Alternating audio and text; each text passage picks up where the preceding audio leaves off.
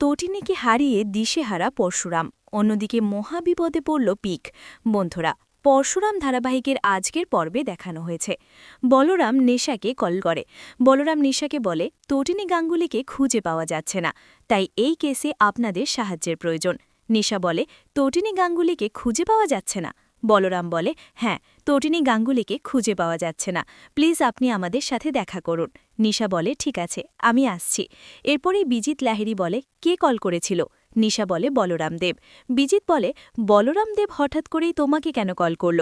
তখন নিশা বলে তটিনী মিসিং, আর সেজন্যই এই কেসের ব্যাপারে আমার হেল্প চাইছে। বিজিত লাহিড়ী বলে তুমি যাবে? নিশা বলে হ্যাঁ যাব।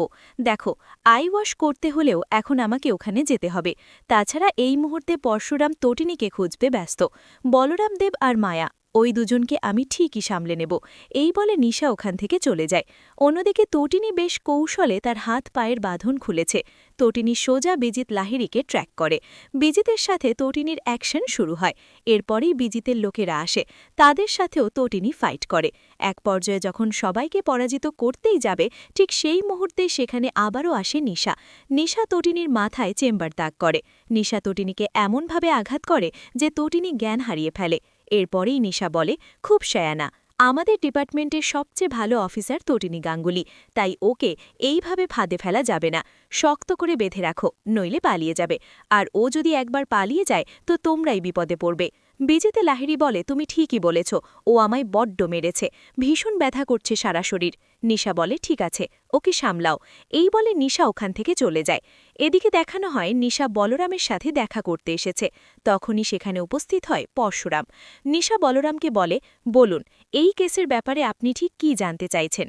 দেখুন, এমনিতেও আমার হাতে খুব বেশি সময় নেই, আমাকে দিল্লি যেতে হবে, আর আমার প্লেনের বুকিং হয়ে গেছে। এই তো আর 1 ঘন্টার মধ্যেই আমি এয়ারপোর্টে যাব। তখনই সেখানে আসে পরশুরাম। পরশুরাম বলে কিন্তু আমি যতদূর জানি আপনার কোনো টিকিট বুক হয়নি। এটা শুনে নিশা অবাক হয়ে যায়। নিশা বলে এ কি, আপনি এখানে? পরশুরাম বলে তো ম্যাম, আমার এখন কোথায় থাকার কথা ছিল? মানে আপনি কি ভাবছেন, আমার কি এখন কাউকে খুঁজতে যাওয়ার কথা ছিল? নিশা বেশ ঘাবড়ে যায়। পরশুরামের চালাকির সাথে নিশা পেরে ওঠে না। নিশা বলে না মানে, আমি তো সেইটা বলিনি। আসলে কি বলুন তো, আমি এমনিতেই আপনাকে প্রশ্ন করেছি, আপনি এখানে। পরশুরাম বলে আপনি এমনিতে প্রশ্ন করেননি, তটিনী মিসিং, আমার এখন তটিনীকে খুঁজতে যাওয়া উচিত ছিল, কিন্তু আমি এখন আপনার সামনে কেন জানেন? কারণ আমার মনে হয় তটিনী কোথায় সেটা আপনি জানেন। নিশা বলে আপনি এটা কি বলছেন, তটিনী কোথায় সেটা আমি কি করে জানব? তখনই বলরাম বলে কেউ একজন তটিনীকে ফোন করেছিল, আর তারপরেই নির্দিষ্ট জায়গায় পৌঁছে যায় তটিনী। তটিনীর ফোন সেখানে পড়েছিল। তখনই পরশুরাম বলে হয়তোবা ওখানে তটিনীকে ট্র্যাক করা হয়েছিল, আর সে সময় তটিনীর ফোন পড়ে যায়। তবে তুমিনের ফোনে লাস্ট যে নাম্বার থেকে কল এসেছিল সেটা আপনার নাম্বার।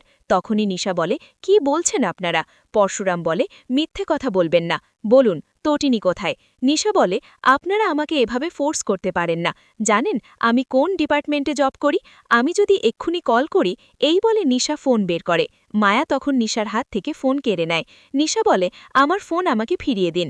তখনই বলরাম বলে না ম্যাডাম, এত সহজে তো ফোন পাবেন না, আগে বলুন বলুন তটিনী গাঙ্গুলি কোথায়, কোথায় রেখেছেন তাকে?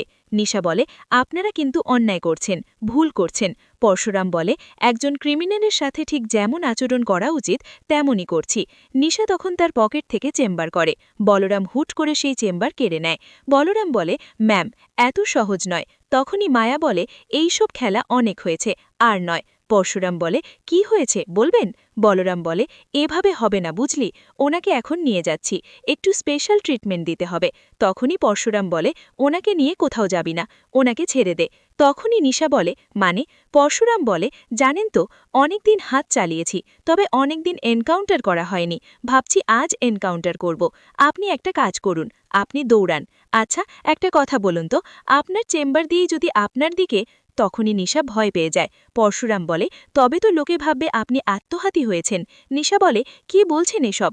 পরশুরাম বলে, দৌড়ান দৌড়ান। নিশা বেশ ঘাবড়ে যায়। নিশা ওখান থেকে ছুটতে থাকে, আর পরশুরামও নিশার পিছনে ছুটে যায়। নিশার দিকে অর্থাৎ শূন্যে চেম্বার চালায়। নিশা আরও ভয় পেয়ে যায়। পরশুরাম বলে, এইবার ৩ নাম্বার যেটা বেরোবে সেটা সোজা আপনার মাথা ভেদ করবে। যেটা শুনে নিশা থেমে যায়। নিশা বলে, দেখুন, আপনি এমনটা করবেন না, প্লিজ এমনটা করবেন না। পরশুরাম বলে, তবে স্বীকার করুন, তটিনী গাঙ্গুলি কোথায়? কি হলো বলুন? নিশা বলে, ঠিক আছে, আমি বলছি। এরপরেই নিশা বিজিত তটিনীকে কোথায় নিয়ে গেছে সেই ঠিকানা বলে, আর তারপরেই পরশুরাম বলরামকে বলে, ওকে এখন ধরে রাখ, আর হ্যাঁ, কড়া নজরে রাখবি, আমি তটিনীকে নিয়ে আসছি। এই বলে পরশুরাম তটিনীর খোঁজে বিজিতে সে ডেরায় যায়। কিন্তু অদ্ভুত বিষয়, আগেই বিজিত লাহিড়ী আন্দাজ করে তটিনীকে ওখান থেকে সরিয়ে নিয়েছে। তাই পরশুরাম সেখানে পৌঁছলে সে তটিনীকে দেখতে পায় না। পরশুরাম মানসিকভাবে ভীষণ ভেঙে পড়ে, চিৎকার করে তটিনীকে ডাকতে থাকে, কিন্তু না, তটিনী সাড়া দেয় না। তটিনী নেই, কোথাও নেই। পরশুরাম যখন দিশেহারা হয়ে কাঁদতে থাকে, তখনই পরশুরামের ফোনে কল আসে। পিকু কল করেছে। পিকু বলে, পা, তুমি কোথায়? আর মাম্মি বা কোথায় পা? আমার খুব খিদে পেয়েছে। তুমি তো জানো, তুমি না খেলে মাম্মিও খাবে না, আবার তুমি না খেলে আমিও তো খাবো না পা। তখনই পরশুরাম বলে, মা, আমরা আসছি। ঠিক সেই মুহূর্তেই পিকুর ঘরে অর্থাৎ পরশুরামের ঘরে কলিং বেল বেজে ওঠে। পিকু বলে, পা, মনে হয় মাম্মি এসেছে, দাঁড়াও, আমি দরজা খুলছি।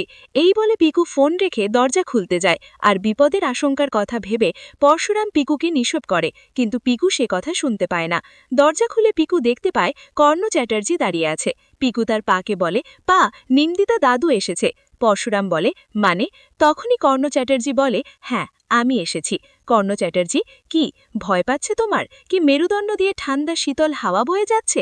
পরশুরাম বলে, কি বলতে চাইছেন? তখনই কর্ণ চ্যাটার্জি বলে, বিপদের আশঙ্কা করছো তাই তো? তবে আমার কথা শোনো, তটিনী গাঙ্গুলিকে খোঁজো না, খোঁজো না তটিনী গাঙ্গুলিকে। তুমি যদি তটিনী গাঙ্গুলিকে খোঁজো তো তোমার মেয়ে পিকও হারিয়ে যাবে। যেটা শুনে পরশুরাম খুব ভয় পায়। তো বন্ধুরা, বুঝতেই পারছো, একদিকে মহাবিপদে আছে তটিনী, অন্যদিকে কর্ণ চ্যাটার্জি পিককেও বিপদে ফেলতে চাইছে। এবার পরশুরাম কি করবে? একদিকে তার স্ত্রী, অন্যদিকে সন্তান, কাকে রেখে কাকে বাঁচাবে? কি হতে চলেছে পরশুরাম ধারাবাহিকে? পরবর্তী আপডেট পেতে আমাদের সাথেই থেকো। ধন্যবাদ সবাইকে।